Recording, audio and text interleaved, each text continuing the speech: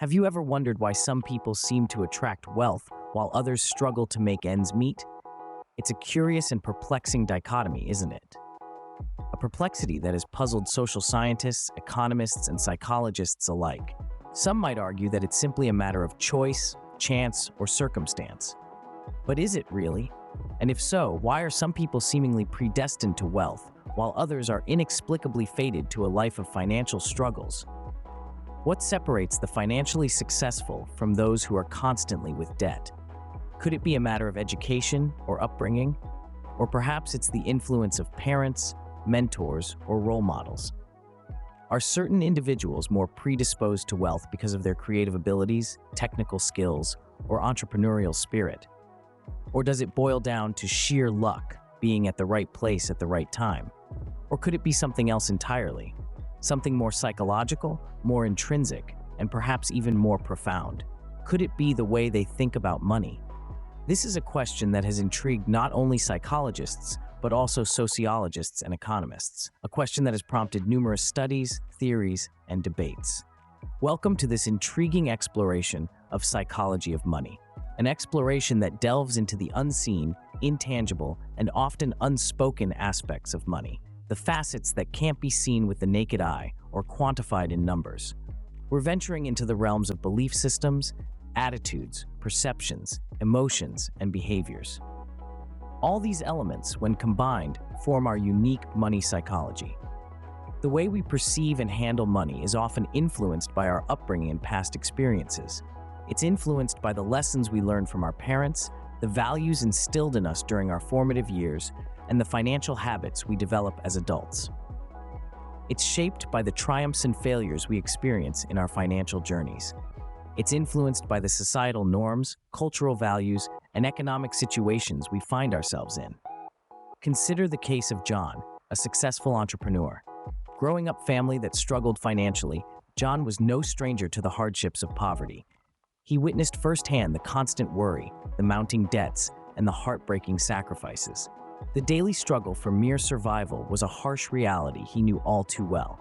Yet, instead of succumbing to his circumstances, John vowed to never experience the same hardships.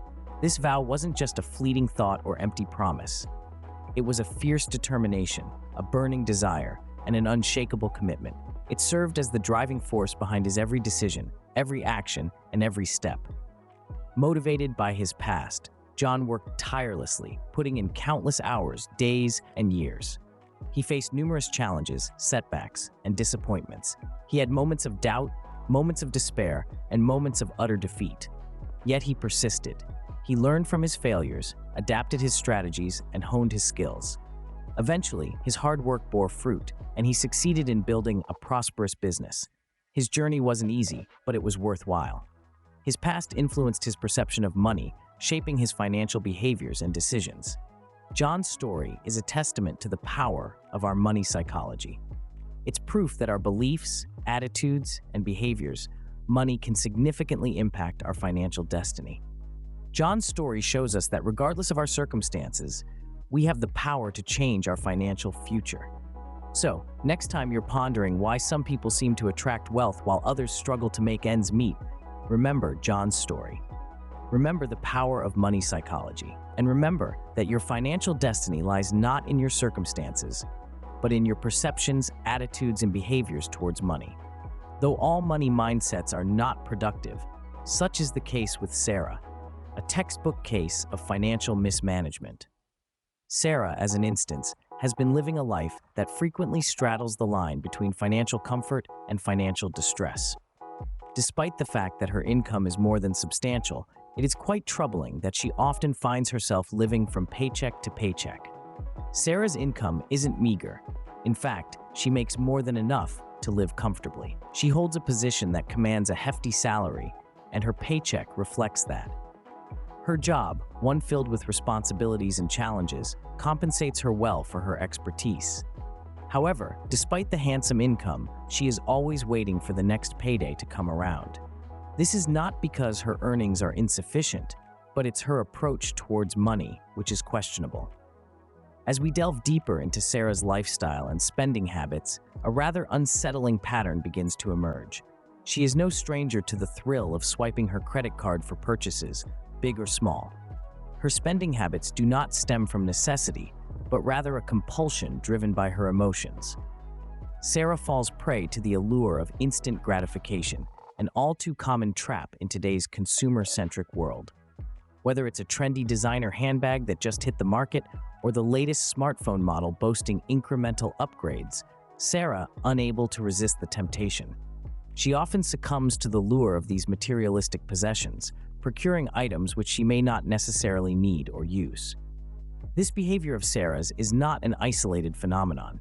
It's a reflection of her deep-rooted proclivity towards instant gratification, a trait that is unfortunately more common than one might think. The excitement of the purchase, the anticipation of its arrival, the pleasure of unboxing, these are all elements that fuel her desire to spend and spend some more. But here lies the problem. Sarah's uncontrolled spending on things she doesn't need has led her to a precarious financial standing. Her money management skills, or rather the lack thereof, have pushed her into a vicious cycle of living paycheck to paycheck. Despite her substantial income, she is just one unexpected expense away from a financial crisis.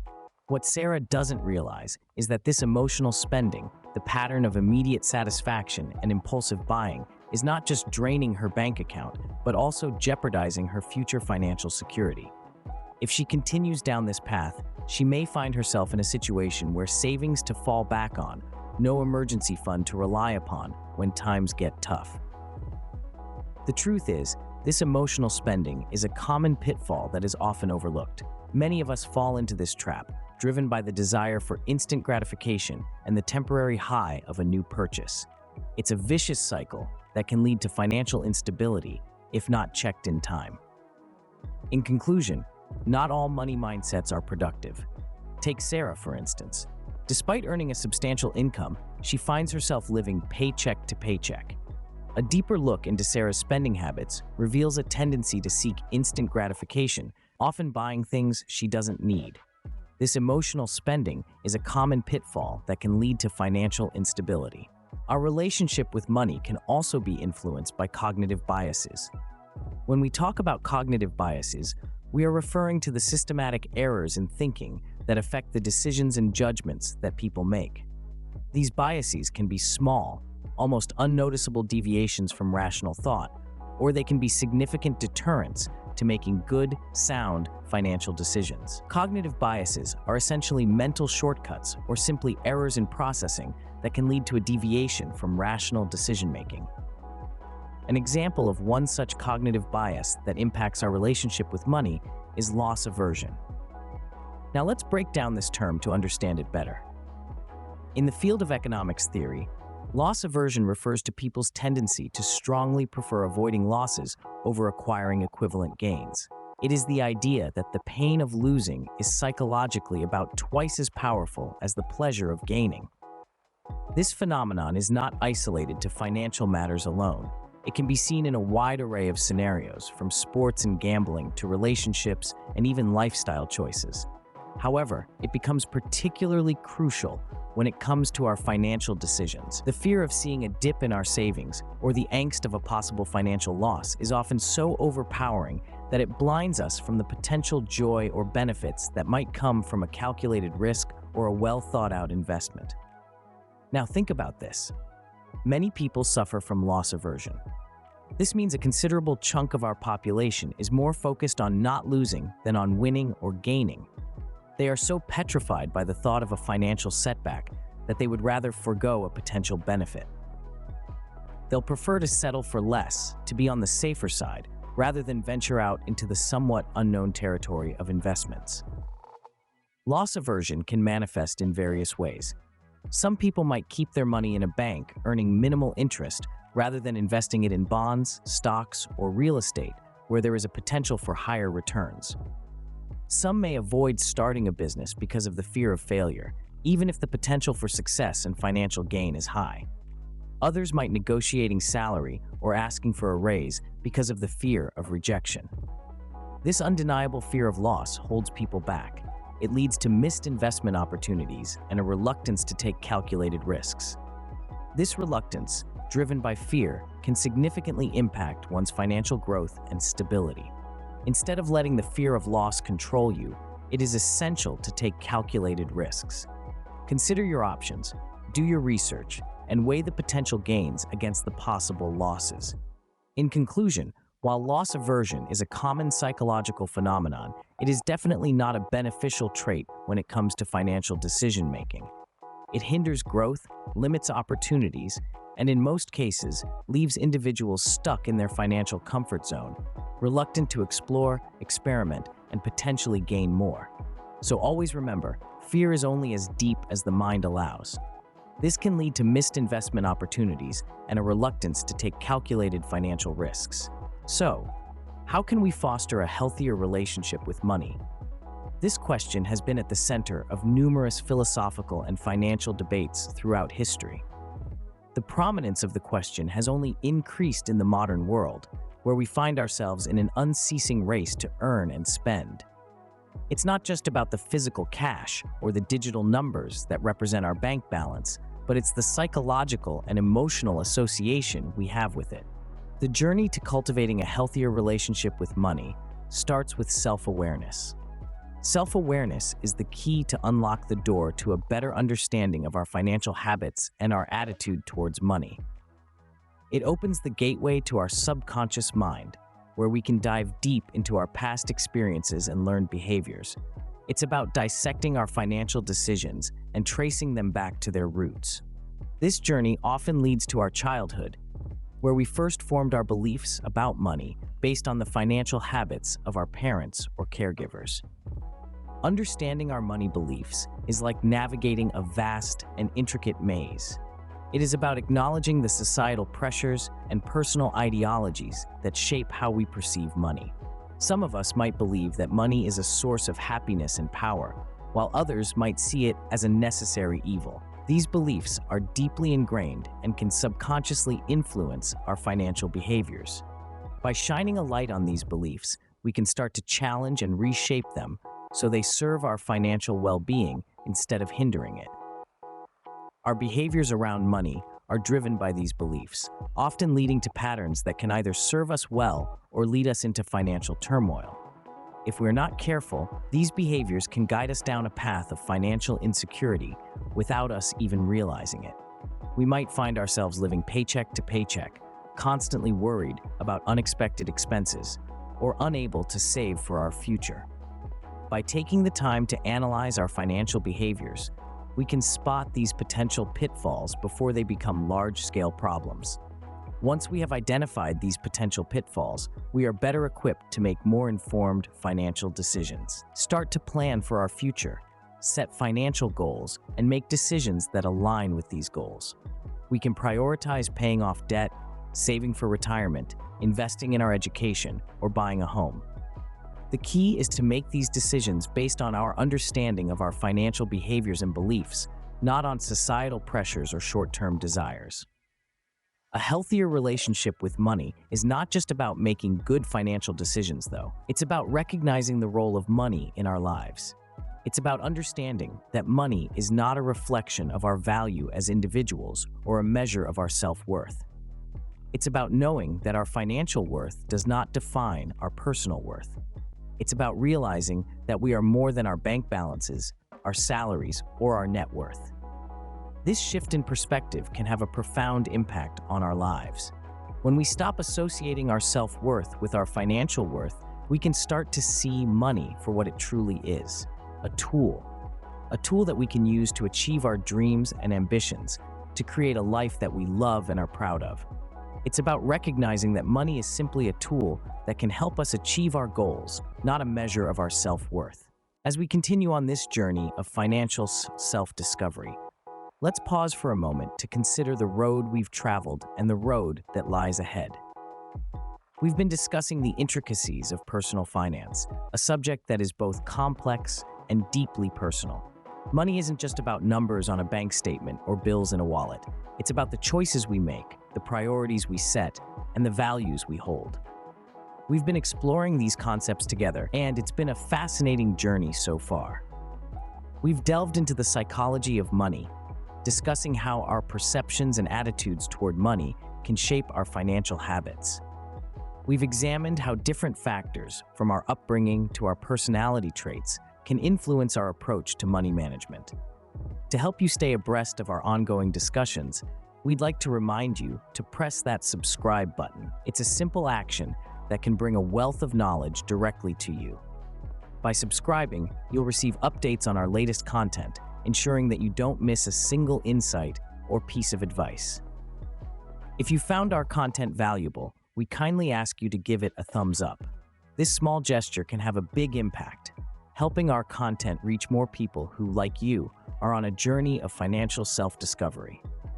Your thumbs up is not just a like, it's a signal of support, a vote of confidence, and an encouragement for us to continue producing content that empowers and educates. We also invite you to share your thoughts in the comments section. We are not just sharing our knowledge, but also learning from you. Your comments, experiences, and insights enrich our discussion, adding depth and diversity to our exploration of personal progression.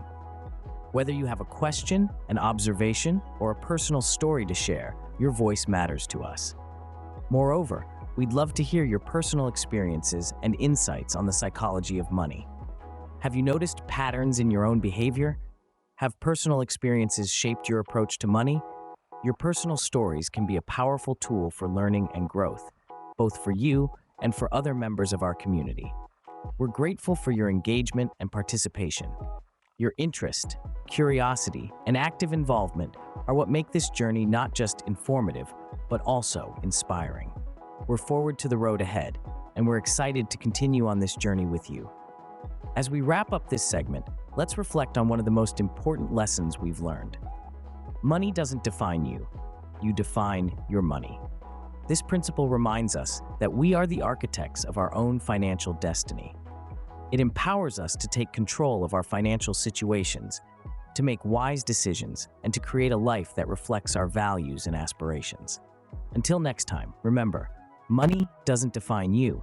You define your money. Now that we've explored the psychology of money, let's dive into how you can use this knowledge to make profitable decisions. Firstly, let's address the elephant in the room: investing.